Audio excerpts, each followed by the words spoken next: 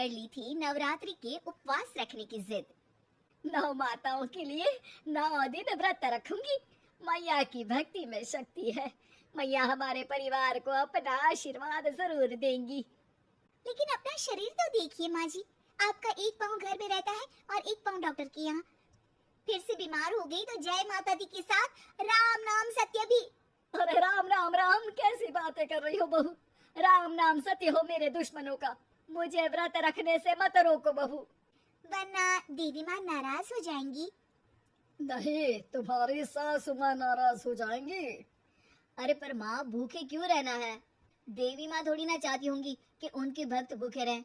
और आपकी तो सारी मनोकामना पूरी हो चुकी है ना माँ। लालच है बेटा, लालच बुढ़ापे में भी खत्म नहीं होती।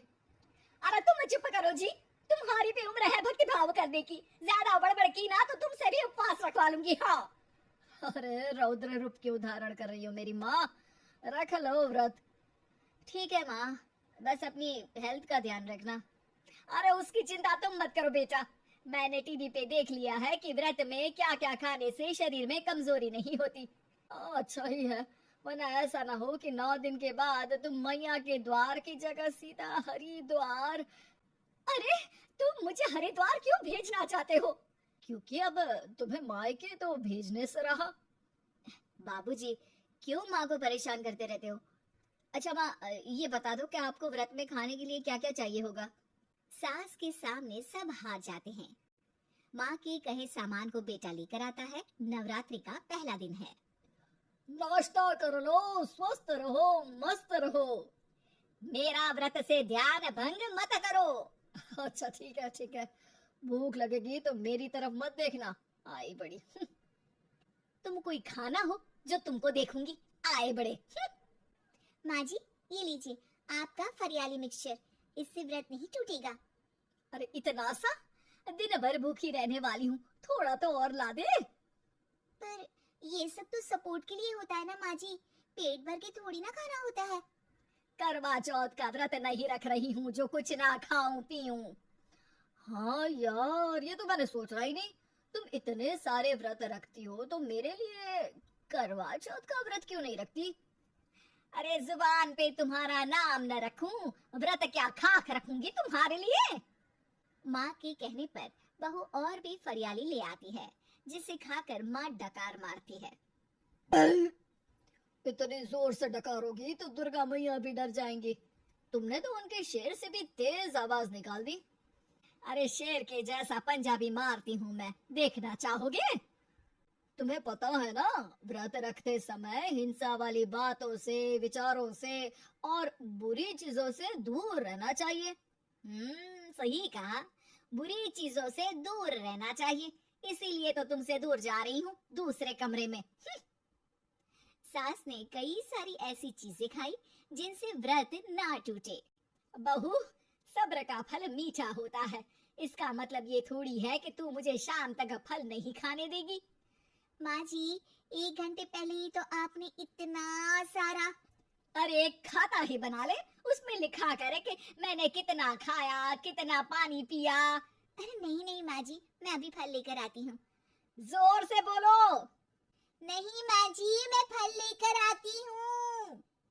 अरे ये नहीं, जोर से बोलो, जय माता दी। सासू माँ एक साथ बहुत सारे फल खा लेती है। माँ जी, इतनी जोर से मैं डर गई। अरे भक्ति की शक्ति की पुकार है। पुकार नहीं, डकार है। हाँ हाँ ठीक है ठीक है, चिप्स और लेकर आना जरा, उससे भी व्रत नहीं टूटता। माँ जी, आज ही सब खत्म हो जाएगा, नाश्ते का ही टाइम है। अरे ठीक है ना बेटा, मैं अब कुछ खाऊंगी ही नहीं, तुझे इतनी तकलीफ है तो। नहीं नहीं माँ जी, मेरा मतलब था कि उपवास में सिर्फ इतना खाना चाहिए जितना शरीर के लिए सही रहे। स्वाद के लिए खाने से तो अच्छा है कि उपवास ही मत रखो। माता जी की कृपा तो वैसे भी बनी ही रहती है। अरे वाह बहू वाह, एक ढोलक और हारमोनियम भी लेकर आना और प्रवचन करने लग जा। श्री श्री 108 बहु ईश्वरी माता। माँ जी, मैं आपके लिए चिप्स लेकर आती हूँ। बहू की सही सलाह को भी सास नजरअंदाज कर देती है। थोड़ी देर में बहू सास को चिप्स लाकर दे देती है। आलू की चिप्स, मजा आ गया। आलू किसी भी सब्जी में चला जाता है। आलू पनीर, आलू पालक, आलू टमाटर, आलू भिंडी और तो और पराठे में भी चला जाता है। वैसे ही इंसान को भी हर स्थिति में आलू जैसा होना चाहिए। थोड़ी देर में वहाँ ससुर जी आते हैं। क्या चिप्स खा रही हो? अरे नहीं जी। दिख तो चिप्स ही रही है। अरे तो पूछ क्यों रहे हो? अरे गुस्सा क्यों हो रही हो? उपवास में गुस्सा नहीं करना चाहिए। और ऐसा तो है नहीं कि सिर्फ तुम उपवास करती हो, हमने भी तो किया होगा कभी। नहीं जी नहीं, तुम तो कर ही नहीं सकते। तुम उपवास में भी भेजा खाओगे और भेजा खाने से उपवास टूट जाता है। अच्छा थोड़ी सी चिप्स मुझे दे दो, मन ललचा रहा है। नहीं, उपवास के लिए है। तुम अपना खाना खा लेना जो भी बने। पूरा दिन सास कुछ न कुछ खाती रहती है। जैसे ही रात होती है, बस उपवास हो गया, अब मैं खाना खाऊंगी। जो दिन भर से खा रही थी उसको क्या बोलते हैं? बाबूजी क्यों माँ को परेशान करते रहते हो? अरे लड़के, तेरी माँ दिन भर से इतना खा चुकी है कि देश में भूखमरी की समस्या इसी की वजह से बढ़ रही है। और खाने की दिक्कत नहीं है, कितना भी खाए लेकिन सेहत इधर उधर होती रहती है।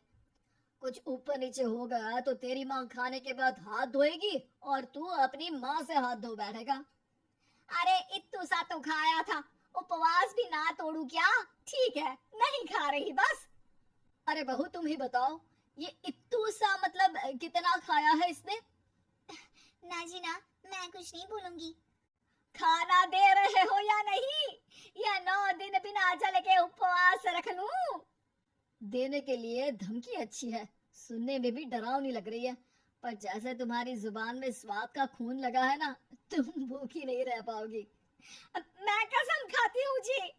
अरे देखो, कसम भी खाओगी तुम। अरे कुछ और दे दो इसको खाने को। ये ले, दाल चावल खा ले बस। डॉक्टर भी कहते थे कि माँ को आए दिन पेट से जुड़ी समस्या रहती है।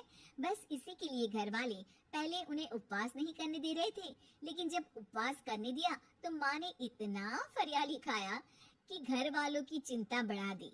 और जैसा कि घर वालों को डर था, अगले दिन उनकी तबीयत खराब भी हो गई। डॉक्टर को बुलाना पड़ा। अरे जितनी बार आप बीमार होते हो उस हिसाब से तो मुझे एक क्लिनिक आपके घर में ही खोल लेना चाहिए। या फिर क्लिनिक पे ही इनका एक अलग कमरा बनवा देते हैं डॉक्टर साहब।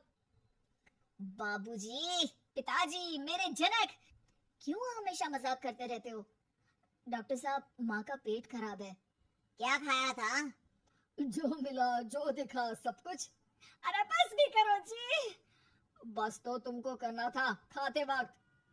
देखिए, खाना अच्छी बात है और उपवास भी आदमी को रखते रहना चाहिए, लेकिन तब जब शरीर लायक हो। पहले दिन ही बीमार हो गई तो 8 दिन कैसे होगा?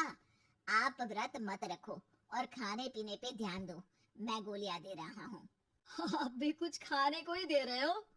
हाँ, इससे जल्दी ठीक हो जाएंगी, समझ गई आप? अब तो ठीक ही होना है ना मुझे। जोर से बोलो। जय माता दी, जय माता दी, जय माता दी। Yeah.